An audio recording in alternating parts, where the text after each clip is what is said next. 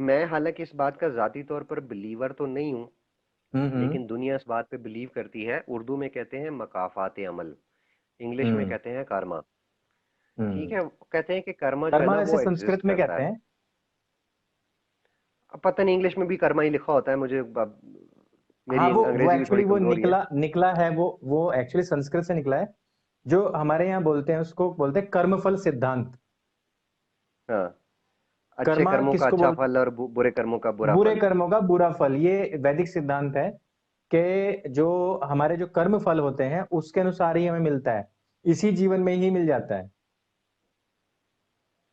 ना, तो मैं वही बात करने लगा था कि अगर हम ना ये हुसैन के साथ मजलूमियत वाली और वो जो क्या कहते हैं फीलिंग्स अटैच हैं उसके साथ, और जो अकीदत है उसको हम्म। साइड पर रखे ना, तो आपको ये नजर आएगा तो कि ये हो सकता है कि इमाम हम्म। हुसैन को उस जुल्म की भी कीमत चुकाना पड़ी हो जो इमाम हुसैन के बाप अली ने और हम्म। इमाम हुसैन के नाना मोहम्मद ने जो लोगों पर किए हैं। जी। हकीकत यही है कि जो मजलूम होता है, मजलूम कभी तलवार नहीं उठाता। नहीं हुसैन उठाता कभी है। मजलूम था ही नहीं। जी। और जुल्म की तारीफ बदल कर जबरदस्ती मजलूम साबित करना ना बहुत आसान होता है। जी। जी। जी। जी। अगर सिंपैथी गेन देखो होता है। असूल सेट कर दिया था ना, असूल सेट कर हम्म। दिया था मोहम्मद ने अपनी जिंदगी में कि काफिरों के साथ या बगावत करने वालों के साथ कैसे डील करना है। यस। मोहम्मद ने अपनी जिंदगी में असूल बना दिया, अगर इन असूलों को सामने रखें तो हुसैन पर कोई जुल्म नहीं हुआ। क्योंकि जी। जी। जी। मैंने एक मैंने पता नहीं कहीं बोला था कि बनु कुरेजा जो कबीला था यहूदियों का, मोहम्मद ने हम्म। एक झटके में 600 लोग मार डाले थे। हम्म। इधर करबला में तो सिर्फ 72 मरे थे। हम्म। तो फिर किस जी। बात का कि मजलूम बनाया जा रहा है। होता हम्म। यह है कि भैया ये ना चूरन बन जाते हैं, चूरन। जी। और वो चूरन बिकते बहुत हैं, और खास तौर पे हम्म। जो ये जो इस्लामी चूरन है ना, इस्लाम में जो जुल्म जाती ये वो इस तरह के जो चूरन है, ये तो कुछ ज्यादा ही बिकने लग जाते हैं जी। जी। आपके जी। जी। पास।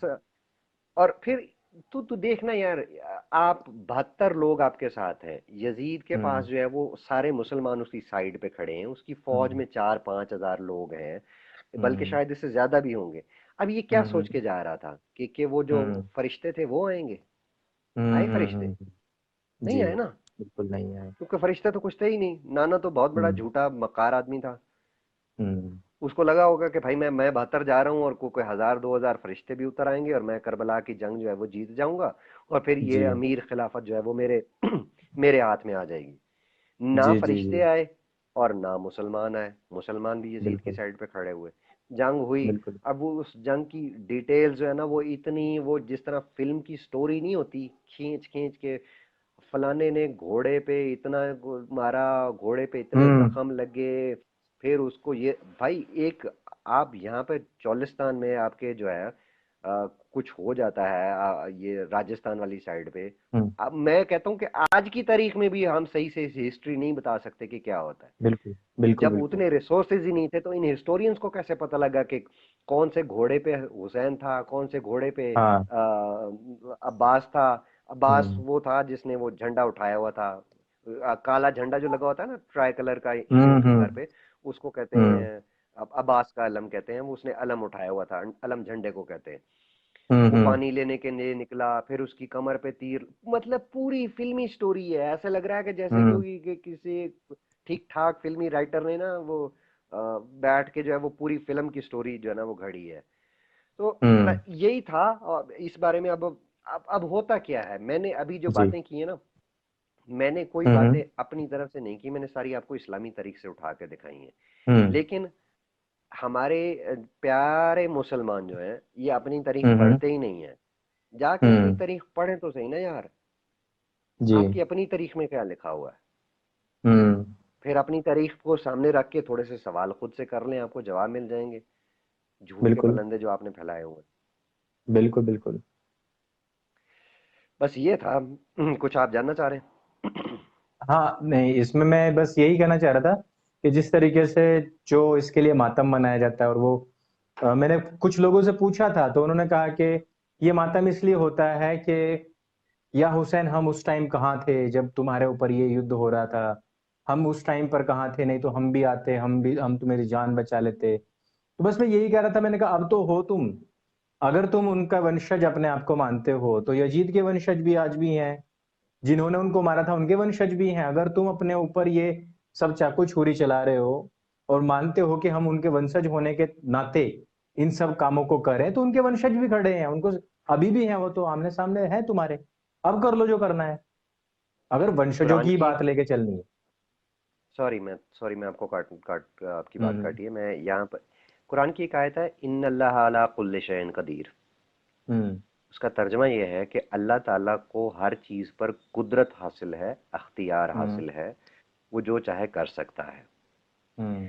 अगर अल्लाह को मोहम्मद के ख़ानदान की, मोहम्मद के नवासे की इतनी फ़िक्र थी, तो अल्लाह ने जी। खुद क्यों नहीं बचाया था उसे? और यस, फिर दूसरी सबसे बड़ी सवाल बात ये ये है। है कि मुसलमानों का ये अकीदा है, मुसलमानों का ये हम्म। बिलीव है कि जो हम्म। होता है दुनिया में वो अल्लाह की मर्जी से होता है। अल्लाह की मर्जी के बगैर एक परिंदा ऐसे उड़ भी नहीं सकता। तो यस। अल्लाह की मर्जी अगर हुसैन को मरवाना था, तो तुम लोग अल्लाह की मर्जी के खिलाफ मातम क्यों कर रहे हो भाई? बिल्कुल बिल्कुल बिल्कुल। अल्लाह ये ने बहुत मार बड़ी दिया ना बात है। यार, अल्लाह की मर्जी थी। तो अल्लाह की मर्जी है हम्म। तो कबूल करो, अल्लाह की मर्जी के खिलाफ मातम क्यों करते हो? यस यस, ये भी बहुत अगर बड़ा कुछ प्रश्न है। पूछना है, कोई क्वेश्चन करना है, तो कहते हो ना कि यार हम नहीं थे। हम हाँ। नहीं थे तो अल्लाह तो था ना उस टाइम, जी जी वो जी। बचा लेता, उसने मरने जी। दिया। प- होता क्या है, मैंने ताकत का खेल था, और ताकत के हम्म। खेल में जीत, बेवकूफी और मौत में ना थोड़ा सा फर्क होता है। बहुत थोड़ा सा। उसने बेवकूफी की कि मैं जीत जाऊंगा, और वो मौत के मुंह में हम्म। चला गया। जी जी जी जी।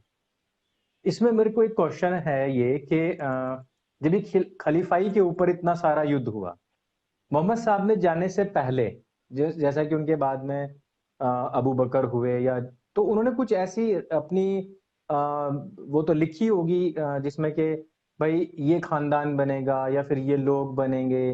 ये जो अबू बकर थे, अबू बकर के बनने का तो रीजन ये था क्योंकि सबसे ज्यादा जो पैसे की सप्लाई कहो या उनके जो इस पूरे कल्ट को आगे बढ़ाने के लिए सबसे ज्यादा हेल्प खदीजा के बाद में उन्होंने ही की है। ये इतिहास मैंने एक जगह पे पढ़ा था कि आयशा से शादी करना और अबू बकर के साथ में रिश्ता निभाना, ये सब काम इसलिए हुए थे क्योंकि अबू बकर एक बहुत बड़े बिजनेसमैन भी थे, बहुत पावरफुल थे। उनको अपने साथ में लेना जरूरी था क्योंकि खदीजा जा चुकी थी, उनका बिजनेस वगैरह सब कुछ जा चुका था। तो इसलिए अबू बकर ही बाद में खलीफा बनते। बट ये हसन और हुसैन जो कि उनकी फैमिली थी, उनका उनकी बेटी के ही सारा कुछ ये खानदान था, उनमें से बनने चाहिए। क्या कभी ऐसा हुआ था कि हसन हुसैन अली यही खलीफा बनेंगे, इनका पूरा खानदान इसको संभालेगा, या फिर आयशा का खानदान इसको संभालेगा? कुछ ऐसी विरासत लिखी गई थी?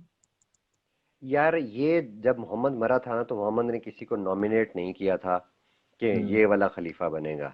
मोहम्मद ने हम्म। बना दिया, मतलब मोहम्मद के बाद जो है वो अबू बकर बन गया। अब हाँ। अबू बकर के अगेंस्ट मैंने बताया था ना कि ये करबला की जो जंग है, ये बहुत इसकी इसके जो रियल रीजंस हैं, ये बहुत पीछे तक जाते हैं। हम्म। मोहम्मद के मरने के बाद जब अबू बकर खलीफा बन रहा है, तो अबू बकर के अगेंस्ट फातिमा, जी। जो मोहम्मद की बेटी थी, जी। वो ये चाहती थी कि ये मामला खानदान में रहे। वो हम्म। पहली बगावत फातिमा ने की थी अबू जी। बकर के अगेंस्ट। अली हम्म। उसके साथ था। जो हम्म। उमर और उस्मान थे वो अबू बकर के साथ थे। अबू बकर के साथ थे। ठीक है। अबू जी। बकर ने हुक्म दिया कि जाओ इनको लेकर आओ और इनको कहो कि मेरा जो है वो मेरी खिलाफत को कबूल करें। जी उमर जी जी। जाता है फातिमा के घर पे, हम्म। अली के गले में पट्टा डाल के हम्म। घसीट के ले आता है। हम्म। और फातिमा के पेट पे, फातिमा प्रेग्नेंट थी उस वक्त, फातिमा के पेट जी। पे उमर ने घूंसा मारा। उस हम्म। बेचारी का अबॉर्शन हो गया, और उस अबॉर्शन की वजह से, सॉरी, मिसकैरेज हो गया। और मिसकैरेज हो उस गया। मिसकैरेज की वजह से वो बीमार पड़ गई, और कुछ थोड़े जी। अरसे बाद ही मर गई। और जब हम्म। मरने लगी तो उसने अली को कहा था कि मुझे इतनी नफरत है इन लोगों से कि मैं नहीं, हम्म। इन लोगों से मुराद अबू बकर, उस्मान और उमर, इन हम्म। लोगों से मुझे इतनी नफरत है कि मैं हम्म। नहीं चाहती कि मेरे जनाजे पे भी ये शिरकत करें और मेरी कब्र पर कभी आए। तो अली हम्म। ने क्या किया कि रात के अंधेरे में फातिमा हम्म। की कब्र बनाई, और हम्म। 3 अलग अलग कब्रें बना दी। हम्म। आज तक मुसलमानों को फातिमा की असल कब्र का ही नहीं पता। नहीं ये पता है। वो उस मोहम्मद की बेटी, जिस हम्म। मोहम्मद के लिए अल्लाह ने पूरी पूरी कायनात को बनाया, उसकी बेटी के साथ ये सलूक हो रहा है जी और जी अल्लाह जी। कुछ भी नहीं कर रहा। कर भी नहीं पा रहे हैं।